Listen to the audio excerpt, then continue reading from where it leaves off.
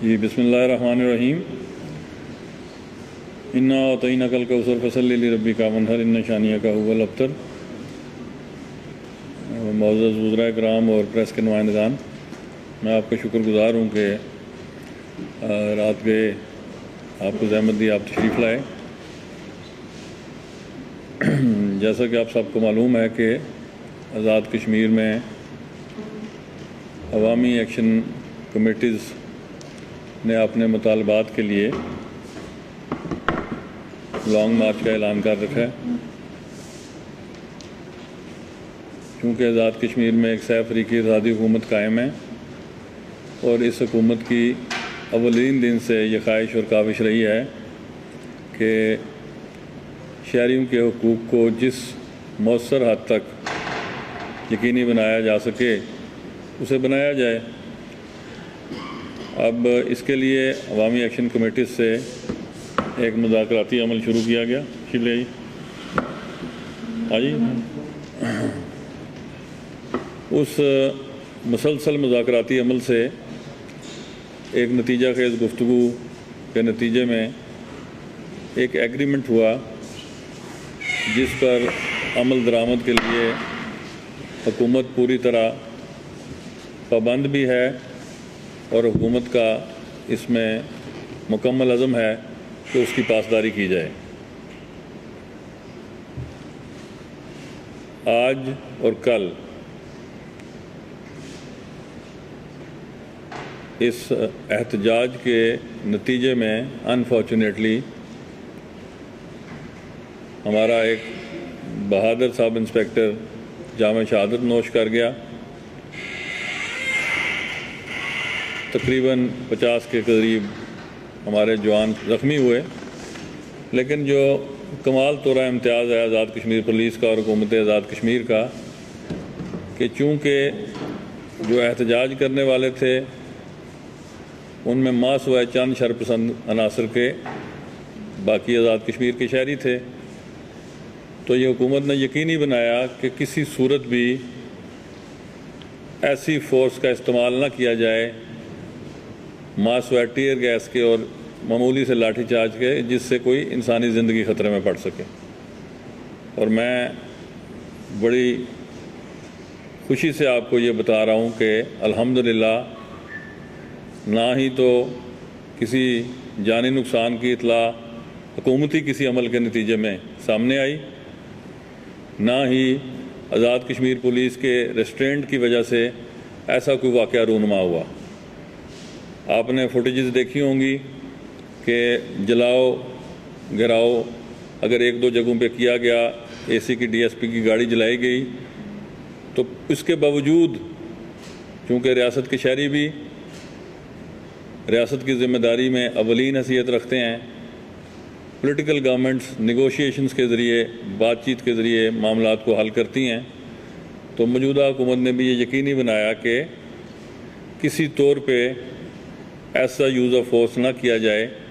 کہ جس سے مظاہرین کی جانب سے یا عوامی ایکشن کمیٹی کے لوگوں کی جانب سے ان کا کوئی خدا نخواستہ نقصان ہو، اور الحمدللہ اس میں ہم کامیاب رہے ہیں۔ ہیونگ سیڈ دیٹ، میں یہ کہنا چاہوں گا کہ حکومت نے کبھی مذاکرات سے قدم پیچھے نہیں ہٹائے۔ آج بھی میں پوری فراخ دلی سے عوامی ایکشن کمیٹی کے جو نمائندے ہیں انہیں کھلے دل سے مذاکرات کی دعوت دیتا ہوں، اور میں یہاں یہ کہنا چاہوں گا کہ یہ فیصلہ تو موجودہ حکومت کا اور منتخب پارلیمنٹ کا ہے کہ اگر بجلی میں اور آٹے میں مزید ریلیف دینا مطلوب ہے تو حکومت اس کے لیے بھی تیار ہے۔ ہمارے عوامی نمائندوں کو اپنے ترقیاتی بجٹ کو قربان کرنا پڑے گا۔ اس سے پہلے دیکھا آپ نے کہ آزاد کشمیر حکومت نے تنخواہیں بڑھائیں، پنجاب میں بڑھیں، فیڈرل میں بڑھیں، تو 18 ارب کی خطیر رقم کا بوجھ ہمیں برداشت کرنا پڑا۔ وہ بھی آزاد کشمیر کا ترقیاتی بجٹ تھا، وہ کمپرومائز ہوا۔ اب بھی اگر آٹے کی مد میں مزید جو عوامی ایکشن کمیٹی حکومت سے مذاکرات کر کے کوئی عوامی ریلیف کے اوپر بات کرنا چاہتی ہے تو اس کے لیے بھی میں ان کو فوری دعوت دیتا ہوں کہ آئیں، تشریف لائیں، جس بھی سطح پر بات کرنا چاہیں۔ حکومت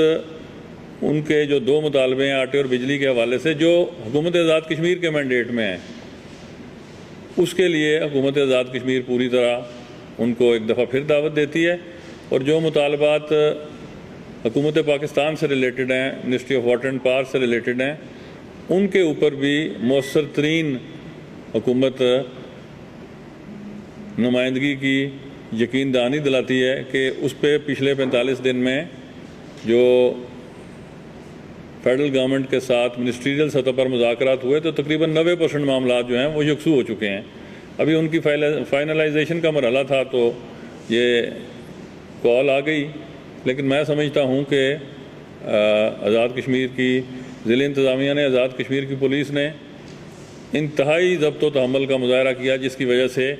ابھی تک آپ نے دیکھا کہ چند شر پسند عناصر نے پروپیگنڈا کیا۔ اس پروپیگنڈا کے نتیجے میں ڈڈیال میں ایک واقعہ ہوا، وہ بچیوں کے حوالے سے جھوٹی پوسٹیں لگائیں گی سوشل میڈیا پہ کہ جی 2 بچیاں خدا نخواستہ وہ جام شہادت نوش کر گئی ہیں، جبکہ ایسی قطعاً کوئی بات نہیں تھی۔ وہ تھوڑا سا ٹیئر گیس سے ان کو مقامی طور پر وہ تھوڑا سا کفنگ ہوئی، اس کے بعد وہ گھر چلی گئیں۔ تو یہ جو سوشل میڈیا پہ اس طرح کے نیریٹو ہیں مختلف ڈی سیز کے استعفوں کے یا اس طرح کی، یہ فیک نیوز سے تو ہم کچھ حاصل نہیں کر پائیں گے۔ میں سمجھتا ہوں کہ ہم سب کو اجتماعی طور پر ذمہ داری کا مظاہرہ کرنا چاہیے۔ آزاد کشمیر کے جتنے بھی شہری ہیں ان سب سے میں یہ کہنا چاہوں گا کہ شہری بھی آپ کے، حکومت بھی آپ کی، اور اس حکومت سے آپ یہ قطعاً توقع نہ کریں کہ یہ حکومت کوئی غیر سیاسی فیصلہ کرے گی یا جبر کے ذریعے عوام کی آواز کو دبانے کی کوشش کی جائے گی۔ ایڈمنسٹریٹولی یہ حکومت کی ذمہ داری ہے کہ ہمارا جو پڑوسی دشمن ہے انتہائی مکار اور عیار ہے، اور ان کے جو وزیر دفاع ہیں وہ برملا کہہ چکے ہیں کہ آزاد کشمیر کے اندر ہم دہشت گردی کے واقعات کروانے میں براہ راست ملوث ہیں۔